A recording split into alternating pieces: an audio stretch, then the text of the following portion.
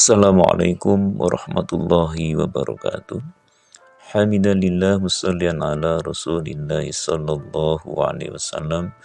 Bapak Ibu sekalian, alhamdulillah kita telah memasuki hari yang ke-10 di bulan Ramadan ini, dan kita lanjutkan kajian kita pengantar berbuka dan masih melanjutkan topik kemarin tentang contoh-contoh akhlak yang baik.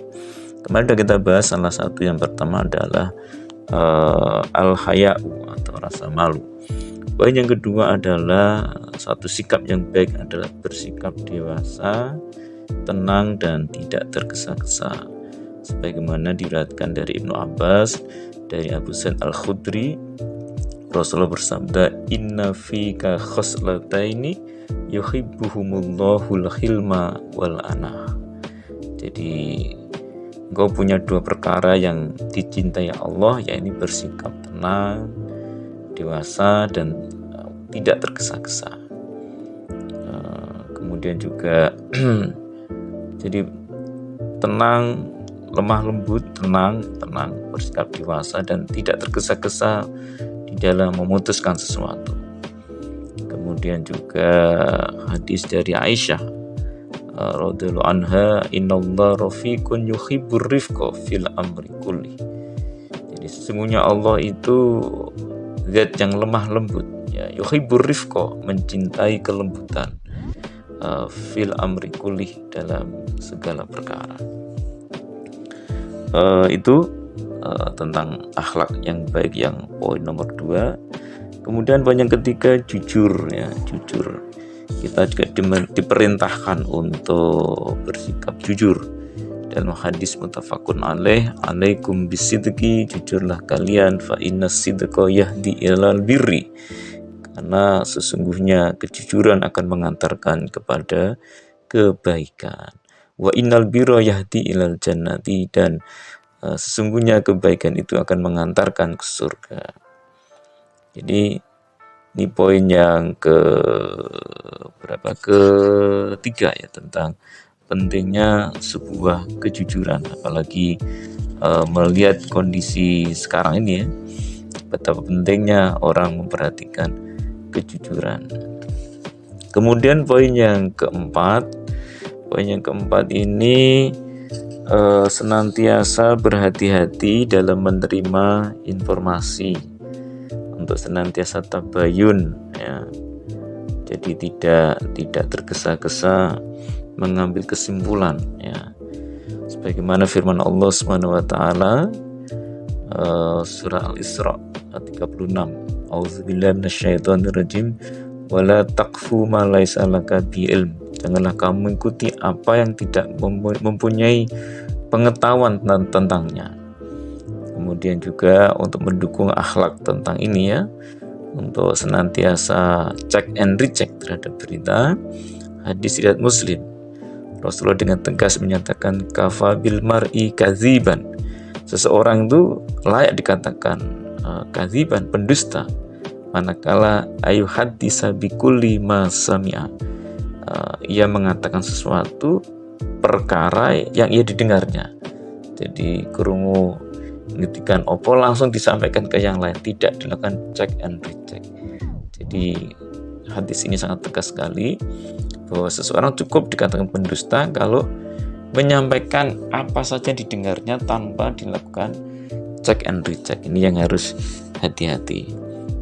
Kemudian akhlak berikutnya yang diberikan contoh adalah thayyibul kalam, atau bagusnya pembicaraan, bertutur kata yang baik.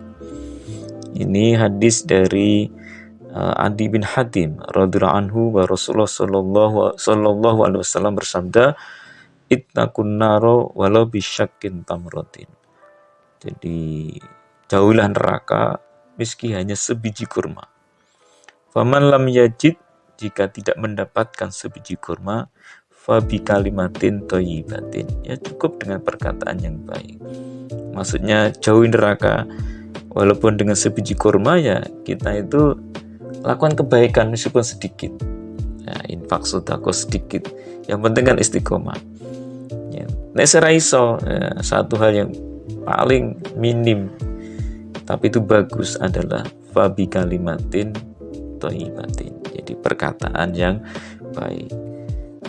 Demikian juga yang disampaikan oleh sahabat Abu Hurairah, hadis Rasulullah Shallallahu Alaihi Wasallam, beliau dengan tegas menyatakan wal kalimatu thayyibatu shadaqatun. Jadi kalimah thayyibah, kata-kata yang baik itu adalah sedekah. Itu poin kelima, contoh akhlak yang baik. Yang keenam, contoh akhlak yang baik adalah senantiasa menampakkan wajah yang berseri-seri. Jadi ternyata wajah yang berseri-seri itu kan membuat orang yang memandang itu kan senang. Jadi itu termasuk bagian dari akhlak yang baik. Dalam hadis riwayat Muslim, Rasulullah bersabda, la tahkironna minal ma'rufi syai'an walau antalqa akhoka biwajhin tolikin. Jadi engkau jangan menyepelekan kebaikan sedikit pun, meski hanya sekedar antalqa akhoka, bertemu saudaramu, biwajhin tolikin, dengan menampakkan wajah yang berseri-seri sumringah. Jadi kepanggih dereke koncone niku wajahe nyenengke ngoten niku pun termasuk akhlak yang baik. Demikian juga poin yang ketujuh. Poin yang ketujuh, diam kecuali dalam kebaikan. Ini sudah maklumun, hadis muttafaqun alaih.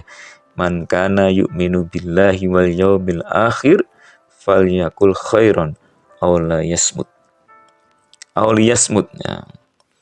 Jadi barang siapa beriman kepada Allah dan hari akhir, maka falyakul khairan, berkatalah yang baik, aw liyasmut, atau diam. Artinya ya apa yang keluar dari mulut kita ini hendaknya diupayakan dengan sungguh-sungguh sebuah kebaikan. Nek gak iso ngontrol, ya tahan diri.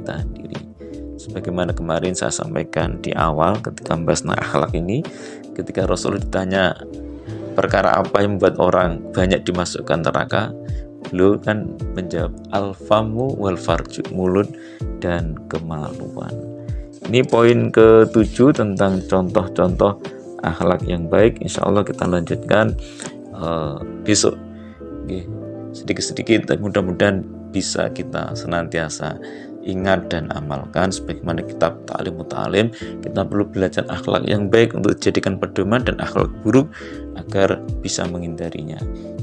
Billahi taufiq wal hidayah. Assalamualaikum warahmatullahi wabarakatuh.